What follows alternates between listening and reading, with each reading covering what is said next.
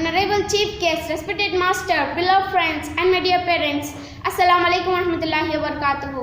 I am Madi Haqsa. Today I am going to talk about Hazrat Abu Bakr radhiyallahu ta'ala anhu. Dear audience, Hazrat Abu Bakr's original name was Abdullah, but he was 2 years younger than Prophet peace be upon him. He was the closest friend of Prophet Muhammad sallallahu alaihi wasallam from the childhood and was a rich merchant. Prophet peace be upon him admired him for his good behavior, his kindness towards poor and the weak. Abu Bakr radhiyallahu ta'ala anhu was the first person among men to accept the Islam.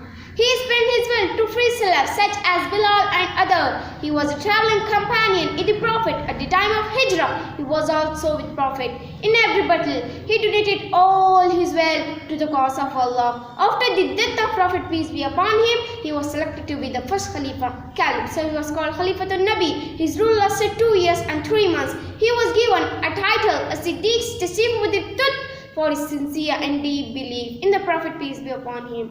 Dear audience, I kept a shortish biography of our beloved Caliph Abu Bakr radhiyallahu ta'ala anhu. Before you, I sum up my speech with the message that we all should try to be like him and to love and respect Prophet peace be upon him like him.